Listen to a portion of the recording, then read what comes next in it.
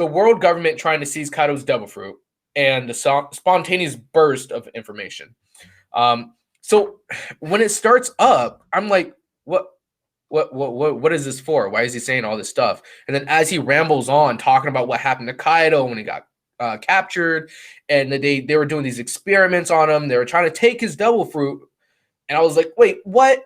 But it rolling into everything that actually happened on the other island and everything. It's like it's kind of like he's insinuating something, but he's not saying it. What did you think about that, Pizza? I mean, if they made I think it's logical they would try to get an artificial devil fruit from the power of Kaido. I mean, it's really destructive, and they are not bound to ships. They can fly over, almost take no hits, because they have like tough scales, and just blast them out of the water. It's so easy when you have a flying devil fruit with almost no countability. Yeah. So it's logical that they would try it, but I mean, achieving it is a whole different story. Yeah, I was thinking the same thing. I have a take on that. Oh, send it, Mona. Because who else is a dragon in the story right now? Momonosuke? Yes, and what did Caesar said about the devil fruit Momonosuke ate? Caesar said the devil fruit in this room was a failure. So, Yes, he did.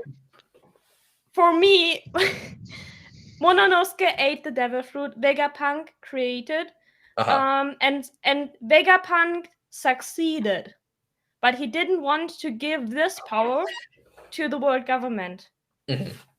Because how I see Dr. Vegapunk in the story right now, yes, he is working for the world government. Yes, he creates weapons, and he created weapons. And he created weapons that, for example, can do stuff like the Buster Call. Oh, yeah. But I think Dr. Vegapunk is not completely insane like Caesar, who would do anything and would put off his morals. Dr. Vegapunk has morals, and that's what's different between him and Caesar. And so I think he told the world government the devil fruit was a failure, but it was not a failure. And Caesar also thought it was a failure. He didn't know. And Momonosuke ate the devil fruit, and he is now a dragon.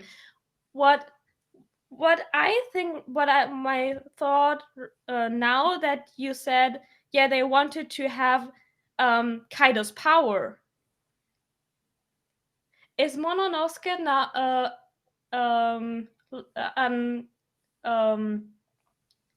like Kaido now, so he can't die? I was just thinking the same thing. I was thinking the same thing. Momonosuke die now?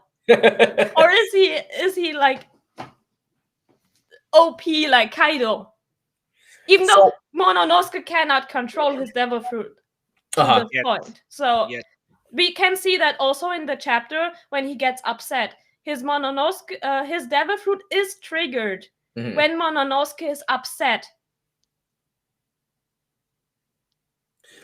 That's so crazy, because when he does this, and it's interesting the way he's wording this conversation, and when he's saying that he failed at this fruit, he failed creating it and stuff like that, but the way you see the way he's saying it is kind of, he has this monotone, like he failed it, like it's kind of like one of those things where he's like, he definitely didn't fail. Like that's what he's kind of insinuating, that he never failed making that devil fruit. I think Momonosuke actually has the devil fruit that they took or made from Kaido, like you just said, because it looks exactly the same. Honestly, yeah, he looks like a younger dragon. He doesn't know how to control it yet. But that's just because he's young. Maybe it could be flawed in certain ways, but now that we do know that, this is going to kind of bring a new level to it, because now they know that someone can create those devil fruits. I think once they find out Momonosuke can turn into a dragon, they might actually find this out later on in the story. They're like, wait a minute, did it work? How is he just like Kaido? So I think that's going to be very interesting. Go ahead, Pizza.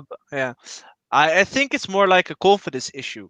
I Mhm. mean, he has been like being crying a lot, even though in the Mhm. beginning when Kaido tried to murder him before the 20-year skip, Luffy helped him in Zou to like get his confidence up, telling Zou or like the elephant, "Yo, you say what you need to say to the elephant to get Jack down." Now, every time he turns into the dragon, he's upset, but he's also scared of his own power. So he hasn't even tried to learn to use the devil fruit like Kaido did. Exactly. So there's a confidence issue with Momonosuke that Luffy tried to help him in Zou, and when bro, it's like Ippo, bro. I mean, he starts off weak, and then his confidence starts to build up, and then he's mastering the form he's trying to perfect. And Yeah, it's the same thing going on with Momonosuke. definitely. I actually I do see that. I see exactly that because as the story goes on, you see that he's becoming more and more confident. He's trying to be more and more like the prince that he is. I mean, he He's stood trying to up be against Kaido in the yeah, latest chapters. He yeah, stood up he against did. Kaido. Oh, by the way, Munin, about the Vegapunk thing, about his morals. Remember, a Vegapunk agreed with Kuma for him to stay at the Sunny for 2 years to protect it. Yes, And yes, he kicked down Caesar for his immoral actions. Yes, that He is that's also true. also a reason why I think Vegapunk has morals and is not completely with the world government, and also is a little bit opposed to the world government, even though he works for Mhm. them. Exactly. That's you know what that's a good point. I wasn't gonna talk about this, but I got to talk about this because it was in the chapter, and tell me, senpai. my boy, man, this kid is I don't know, I don't care if it's going through a battle or whatever. This kid is like the luckiest kid. I swear to you, like just absolutely the luckiest kid. I don't know how he ends up in all these things. I can't tell if he's the MC of like a harem or something. I don't know, but when he transformed randomly in her clothes, it's just like where does this scene come from? You have a point though. He gets all the women. It's so funny. I mean, even though all the female characters think he's like really cute, but he's just like a pervert. Yeah. He will grow up to be like Pervy Sage or Muden Roshi. It wouldn't surprise me if something happens. Hey there, fellow otakus. Thank you for watching a short clip of the Otaku International podcast. If you guys like that content, go watch the full clip on our Otaku International YouTube channel. Thank you for watching. Follow our social medias, subscribe, hit that notification button, and comment below. Keep updated, otakus. We'll see you next time.